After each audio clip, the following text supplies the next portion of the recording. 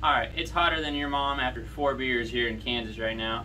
I'm going to show you how to install these Brock straps to lower your front end. It's very easy, fairly self-explanatory. I've seen a lot of people mess this up though, so I figured I should add this little video together. On my bike right now behind me, the front left rotor and caliper are off the bike. So I have these spacers by Brock's that I bought off Schnitz, which you can buy most of the stuff off Brock's or Schnitz, either or. All these spacers do are take up the space from where your caliper used to be. So your kit's going to come with 2 of these brackets, which are going to go onto the caliper. You're going to replace your factory OEM bolts with the ones provided. First thing you're going to want to do are take these 2 bolts off, holding your caliper on. You do not need to take your caliper all the way off, just the bolts out so you can put the bracket on. I'm using a 3/8 drive wrench with an Allen head socket. Mine is 8mm on this bike. The bolts that come with the Brock's kit is also 8mm. So if you bought the right kit for your bike specifically, the bracket and new bolts should bolt right in without any issues whatsoever. So there's the right side that has the caliper and disc brake. Now we're going to go do the left side. As you can tell, this side looks noticeably different. It does not have the caliper nor disc brake like the right side does. If you're planning on deleting the caliper, make sure you buy a set of these when you order your strap kit. These will just slide over the bolt just like that and will bolt into place. There it is for the left side. It is on there nice and tight. I'm going to move on to routing the straps themselves. I'm going to put the button on the left side. This is total preference. If you want it on the right, that's how I had it on my last bike. This bike, I'm going to try it on the left. A lot of the time, you'll see guys rocking it on the left side. That way they could put their foot on the kickstand while they release. They just have a little bit better control of their bike.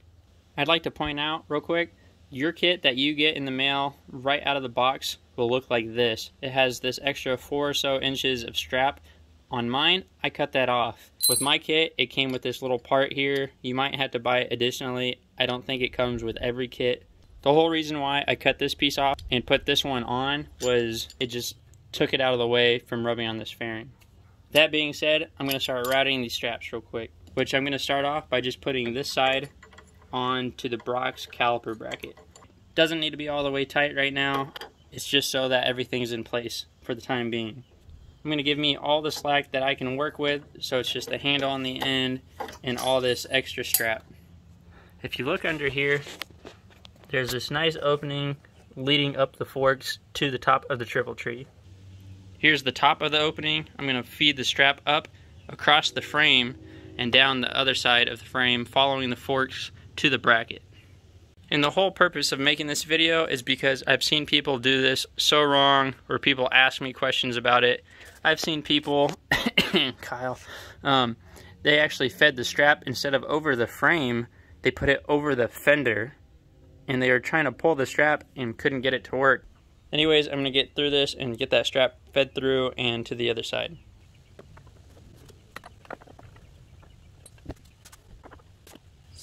So now that it's fed over, I'm just going to make sure nothing's tangled, twisted. You want to make sure it's completely flat. You don't want it to get in the way of any wires, cables, hoses. And just like this, it's twisted up right now. Make sure everything is nice and flat. So look underneath, make sure the strap's not twisted, bound up on anything, no hoses. Take your bolt and bolt it on to the caliper bracket.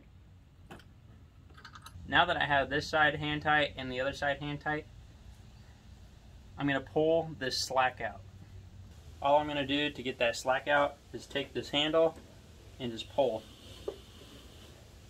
That's all the slack that was in the strap. Now that you have that slack, feed the handle up the same way you fed the strap earlier. So for the portion that is draped over your frame, you just got to make sure it's not getting cut by any bolts, nuts, anything weird like that. It's just going to stay draped over just like this. The excess portion with the handle is what you'll use to pull when you compress your forks. Most guys just loop it around the top of their forks, like so. So go back through, make sure all your bolts are tightened down. You're going to want these brackets to face almost in the 1 o'clock position, facing inward.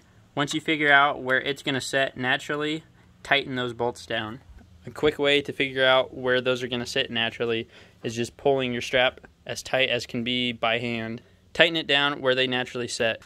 I'm going to get this bike off its stands and show you how to compress your forks.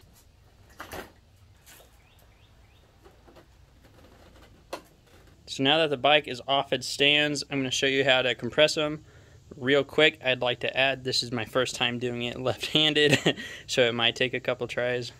So that you can see the most results through camera, look at this front fender and the tip of the nose of the fairings. You can see there's about yay big a gap. By the time I strap it down, it'll be about kissing that fender if I'm strong enough. So pull on the strap the entire time, walk the bike forward, and then lock the front brake.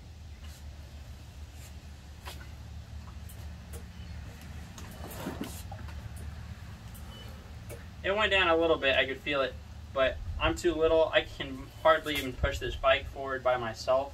I'm going to keep trying this once or twice more.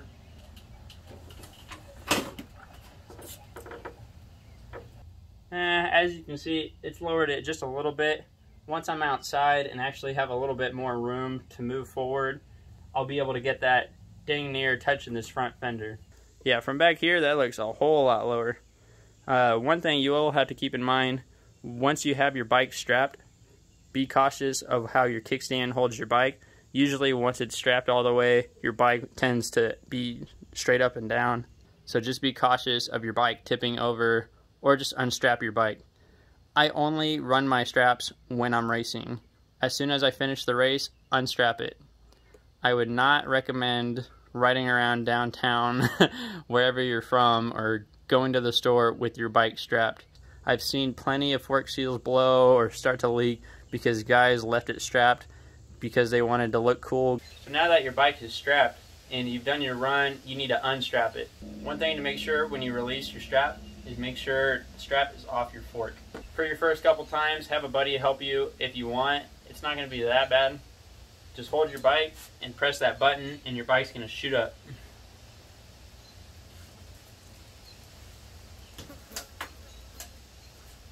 Okay, see, it wasn't that bad because I didn't really have it that compressed, but I've seen bikes full on pop up. Once you've released your strap, you're just going to want to make sure your strap isn't too tight that goes over the frame. If it is, your steering is going to be a little restricted. If that's the case, just press the button and pull on the strap however you want to release it, just to make some slack in it. Hopefully this video helped you out. I know when I first got my straps, this video would have. I didn't even know where to start. I didn't know what cutting that little strap did. I didn't know where to put it over the frame. That's how you put a Brock strap kit on your bike.